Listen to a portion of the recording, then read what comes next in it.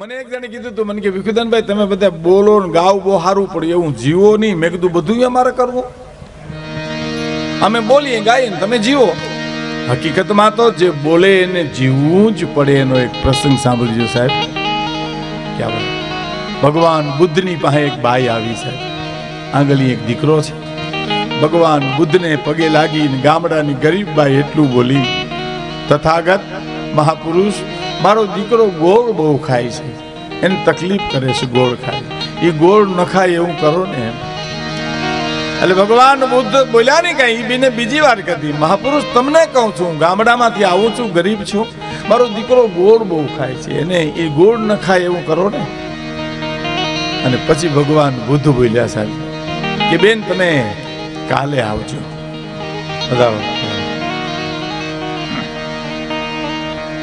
કાલે આવજો, કાંઈ વાંધો નહીં. બીજે દિવસે છોકરાને આંગળીએ લઈને ભગવાન બુદ્ધને સામે ઉભી રહીને કીધું કે બાપુ મહાપુરુષ અમે આવી ગયા. હા, એટલે બુદ્ધ સામે જોઈને છોકરાને એટલું કીધું, બેટા તું ગોળ ન ખાતો, એટલું જ બોલ્યા. તો ઓલી બાઈએ એમ કીધું કે બાપુ ગઈકાલે કહી દીધું હતું, આટલું કહેવા હાથથી બીજે દી અમને ધક્કો ખવડાવ્યો. ભગવાન બુદ્ધ કે કાલે હું ગોળ ખાતો હતો, મારે પેલા મૂકવો જોઈએ પછી હું કહી શકું કોકને. એમ બંદૂક જેટલી મજબૂત હોય એટલી બોલી છેટી જાય સાહેબ. આપણા મહાપુરુષો જીવતર જીવીને બોલ્યા છે. એટલે ભગવાન ભોળાનાથ ને માં ભવાની હાલ્યા જાય છે. ધીરે ધીરે ધીરે ભગવાન ભોળાનાથ આગળ છે, માં ભગવતી પાછળ છે. એક એવી કઈક જગ્યા આવીને નીચે નમી અને ધૂળની ચપટી ભરીને પોતાની જટા ઉપર નાખી ધૂળ, અને પાછા હાલતા થઈ ગયા. માં ભવાની ભગવતી પાર્વતી માં એમ કહે છે, ભોળાનાથ આ શું કર્યું તમે? તમે તો દેવ મહાદેવ છો. તો કે દેવી ઘણા વર્ષો પહેલા એક સાધુ અહીં તપ કર્યું છે. એ ધરતી એટલી પવિત્ર છે કે સાધુના તપની ધરતીની ધૂળ હું મારી માથે ચડાવું છું સાહેબ. એમ આ ફૂલનાથ મહાદેવની જગ્યા તપોભૂમિ છે સાહેબ. આ હું કાંઈ ખોટા વખાણ નથી કરતો, એવા ખાતે નથી કહેતો. તમે એની અંદર તમે અનુભવ્યું છે કે આદિ વ્યાધિ ઉપાધિના વમળો તમારા સમાઈ જાય અને તમે શાંત થઈ જાઓ, એવી આ ફૂલનાથ મહાદેવની જગ્યા છે. અને ભોળાનાથની શું વાત થાય. ભોળાનાથની એક રચના મારે પછી રજૂ કરવી છે, પણ મારે તમને થોડું એ કહેવું છે કે લોક સાહિત્ય એટલે શું એમ. સાંભળો, લોકોમાંથી આવેલું સાહિત્ય, એનો કોઈ કરતા નહીં, લોકોમાંથી આવેલું સાહિત્ય એને લોક સાહિત્ય કહેવાય. ઝવેરચંદ મેઘાણીને કોઈ મુંબઈમાં પૂછ્યું હતું કે લોક સાહિત્ય એટલે શું, એટલે મેઘાણીભાઈએ કીધું કે અભણ બોલે ને ભણેલા સાંભળે એનું નામ લોક સાહિત્ય. ઈથી આગળ તો કે ગામડું બોલે નગર સાંભળે એનું નામ લોક સાહિત્ય. તો ઈથી આગળ તો કે ગામડાનું ભોળ પણ બોલે અને બુદ્ધિ સાંભળે એનું નામ લોક સાહિત્ય સાહેબ. ગામડાની સરળતા બોલે અને બુદ્ધિને ગુમરે નાખી દી સાહેબ. ગામડાને એક બાપાએ મને કીધું હતું, મને કે વિખુદાનભાઈ શિવાજી છે ને એ લડીને મરી ગયા ને આપણે શિવાજી બીડી પીને મરી ગયા.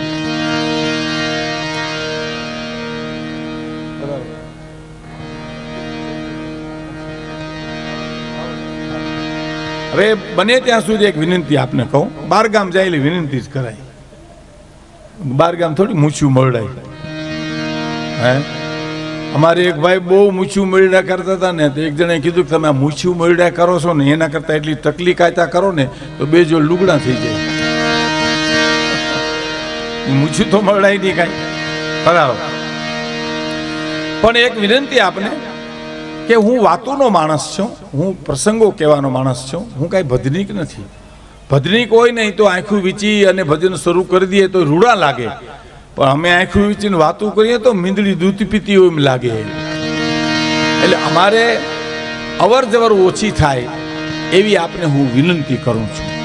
સંગીત ચાલે ત્યારે તમે ગોર કરો, પૈસા નાખો તો બરાબર છે, પણ વાતું કરું અને એમાં તમે ગોર કરવા માટે આવો એટલે લોટ ખાવો ને ભોહું એ બે પોહાય નહીં. એટલે હું આપણે વિનંતી કરું છું કે અહીં જે કાંઈ ગોરના પૈસા આવશે એ બધા પૈસા તો અહીં જ રોકાવાના છે. આમાંથી અમે 1 રૂપિયો કોઈ લેવાના નથી. પણ હું આપણે એ કહેતો હતો કે લોક સાહિત્ય એટલે અભણ બોલે ને ભણેલા સાંભળે, સરળતા બોલે ને બુદ્ધિ સાંભળે. લોક સાહિત્ય લોકોમાંથી આવેલું સાહિત્ય છે. એની હું આગળ ઉપર તમારા સામે વાત તો કરીશ અને હું તમને આનંદ કરાવીશ. મેં તમને કીધું ને, પરબારો મારે ભક્તિ રસની વાતો કરીને તમને ભીંજવી દેવા ઈરાદો નથી. હાસ્યરસ છે, બહુ પવિત્ર હાસ્યરસ છે સાહેબ, જીવનમાંથી નીકળે છે. હા, જુનાગઢમાં મેં એક જણાને કીધું, મેં તમારા બાપુજી શું કરે? મને કે અફસોસ કરે છે. મેં શેનો અફસોસ કરે? તો અમે આવ્યા એનો, અમે અમારા બાપુજી ત્યાં આવ્યા એનો મારા બાપુજી અફસોસ કરે છે. એટલે મેં કીધું શું વાત છે? તો હા એ વાત છે. આ તો 15 દી પછી એના બાપુજી મને મળ્યા. મેં કીધું દીકરા કેટલા? મને કે 3, પણ ટબ્બા જેવા હો. હા, મેં કીધું મોટો શું કરે? તો ખેતી કરે. ઈથી નાનો મેં કીધું શું કરે? તો બિન ખેતી કરે, ટુકડા કરી કરીને વેચે રહ્યો. અને સૌથી નાનો મેં કીધું શું કરે? તો જે સામે મળે એનું કરે. આખા ઘાણવા દાજી ગયા હોય ને શું કરો તમે સાહેબ?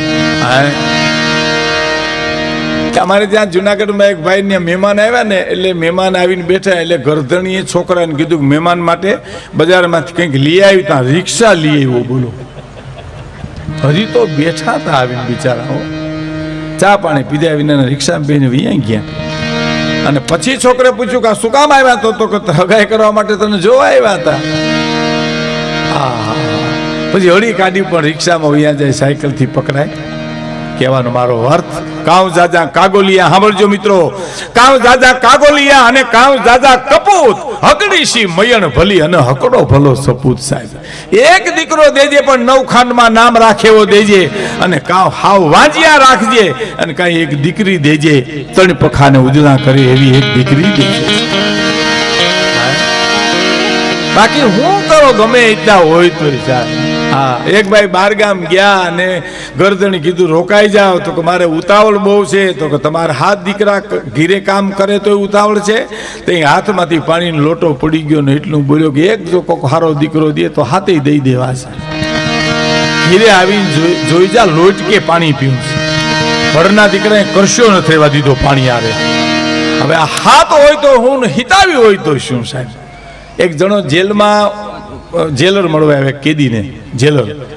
એટલે જેલરે કેદીને જોયા કરે કાયમ, પણ એક દી જેલરે કેદીને પૂછ્યું કે તમારા કુટુંબ છે કે કોઈ છે નહીં? બાજુરી બાલ્યું તો કે ના, કુટુંબ તો છે કે સૂચના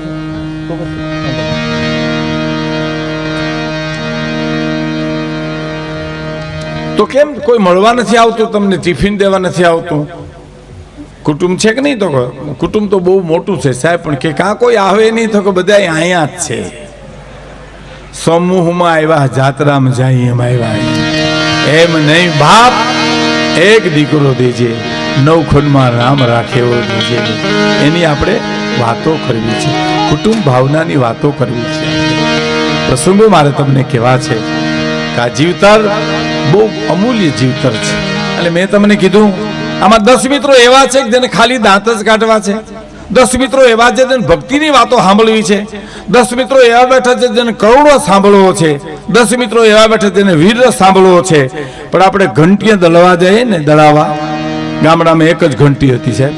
અને આ બેનો દીકરી માતાનો પૂછો, દળાવા જાય ત્યારે ઇફેક્ટ આવે છે. ઈકો થોડો ઓછો, તારે બાયું એમ કે ઘંટીએ જાય એટલે શું કે શેનો ગાળો હાલે? તો કે ઘઉંનો ગાળો હાલે. તો બાજરાનો ગાળો હાલે આવે ને તે મારો બાજરો દળી દેજે. એમ બાજરાનો ગાળો, શેણાનો ગાળો, ઘઉંનો ગાળો, એમ અમારે અહીંયા ગાળા હાલશે સાહેબ. બાજરાનો ગાળો હાલે ત્યાં સુધી ઘઉં વાળા રાહ જોજો, ઘઉંનો ગાળો હાલે ત્યાં સુધી શેણા વાળા રાહ જોજો. શેણાનો ગાળો એટલે હાસ્ય રસ. એમ એ તો અમે તમને રજૂ કરવાના છીએ.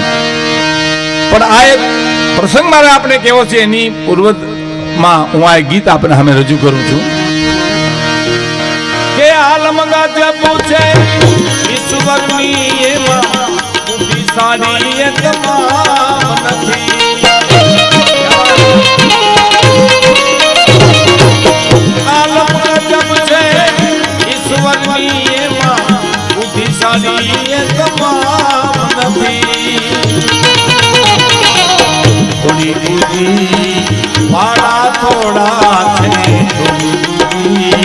વાડા થોડા ગાંડાના ક્યાંય કરી લે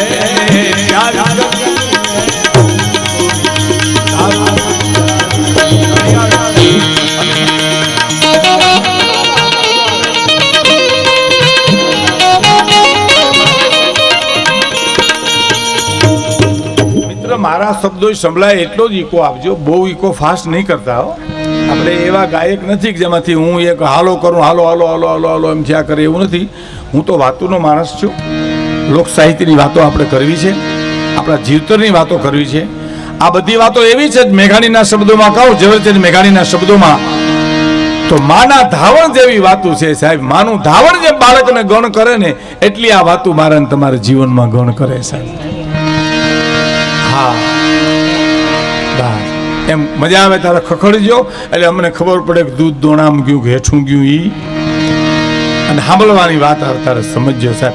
એક જણાને એટલું જ કીધું કે તમે સમજદાર છો? બોલો કે હા. કે તો તમે દુખી છો એમ. સમજણ છે અને દુઃખ છે ને, બાકી નાથમોરડો કાઢ નાખ્યો ને શું લેવા દેવા. હે જેને કંઈક છે કે હું કોણ છું, મારું મોહન કોણ છે, મારો બાપ દાદો કોણ છે, મારા સદગુરુ કોણ છે, એને સમજણ હોય. એને એમ થાય કે મારે જ્યાં ત્યાં ઉભાય નહીં, જે તે ખવાય નહીં, જે તે પીવાય નહીં. સાહેબ હું યુવાન મિત્રોને એક વિનંતી કરું સાહિત્યકાર તરીકે કે ઇંગ્લિશ મીડિયમમાં ભણો, તમે જીન્સ પેન્ટ પહેરો, ટી શર્ટ પહેરો, પણ હું કોનો દીકરો છું, હું કોનો ભાણેજ છું, કોનો શિષ્ય છું, એ સંસ્કૃતિ તમારી ભૂલાવી ન જોઈએ બાપ. હા હું કોનો દીકરો છું, કોનો શિષ્ય છું, મારું મોહાળ કોણ છે બાપ, એ તમારા સંસ્કૃતિ નો જાવી જોઈએ. તમે લંડન અમેરિકા બધે જાઓ. એક વાત કહું તમને, પિત્તળે એકવાર સોનાની એટલું કીધું કે સોનાને કે તું પીળું છો? તો હા. પિત્તળ કે હું પીળું છું. કે તો શું કરવું? કે મને તારામાં ભેળવી લે ને. હા કોઈને ખબર ન પડે ને તારો વજન વધી જાય. સોનું કેવી વાત તારી સાચી, પણ કેરેટ ઘટી જાય એનું શું?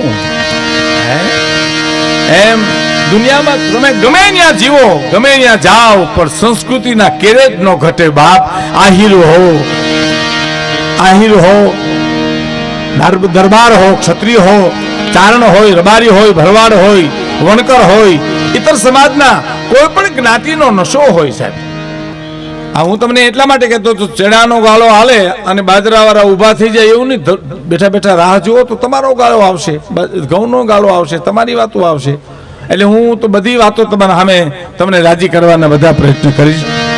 ભગવાન ફુલ્લાથ મહાદેવની કૃપાથી આપણે હું રાજી. તો આ ગીત સાંભળજો, પછી મારે આપણે એક પ્રસંગ કહેવો છે કે આલમ ગજબ છે ઈશ્વરની, એમાં બુદ્ધિશાળી એ તમામ નથી. આલમ ગજબ છે ઈશ્વરની, એમાં બુદ્ધિશાળી એ તમામ નથી. થોડી બુદ્ધિ વાડા થોડા છે, વાડા થોડા ગાંડાના ક્યાંય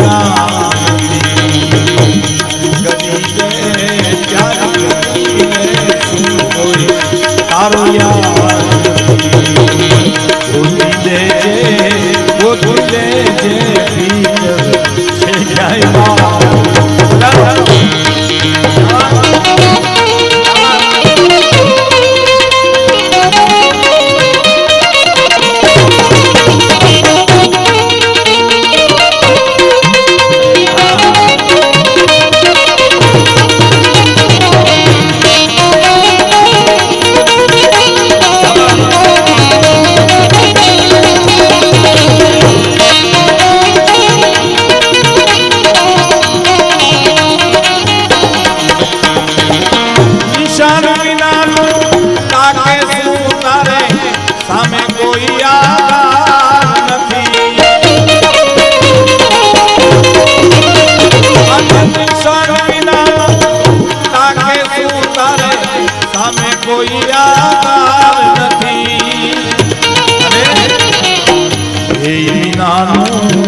જીવ જીવન જીવવું એ નાનું જીવન જીવવું એમાં તારો તારો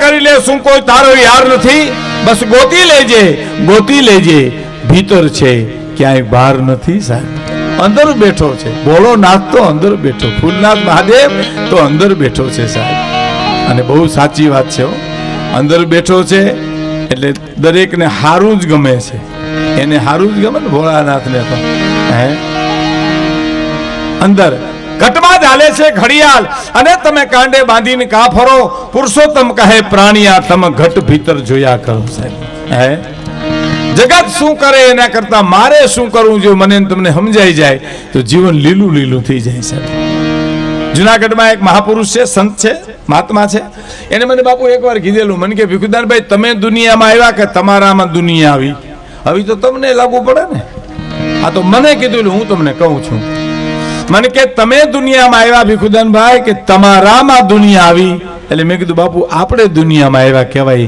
મને કે તો ગોઠવાઈ જવું જોઈએ આપણે કઈ એમ દુનિયા ન કરે આપણે નહોતા તેથી વગર પડ્યા દુનિયા હાલતી હતી આપણે નહીં હોઈએ તોય વગર પડે દુનિયા હાલતી છે માટે ગોઠવાઈ જવું જોઈએ સાહેબ હે ને ધરતી નતને વેલડી એને કિનકી પૂરીની આશ કેતા કે રાજા રમ ગયા અને કેતા ગયા નિરાશ વીજળીને ચમકારે મોતીડા પરો પાનબાઈ નકર અચાનક થાય છે અંધારા વીજળીનો ચમકારોય મનુષ્ય દેહ તમને મને મળ્યો છે એમાં નીતિનું ન્યાયનું માણહાઈનું ઉદારતાનું દાતારીના જેટલા મોતીડા પરોવાય એટલા પરોવી લ્યો બાકી અચાનક થાય છે અંધારા સાહેબ એટલે તો કવિએ કીધું છે કે કર દીધા તન સુપ્રાત કરવાય દીનને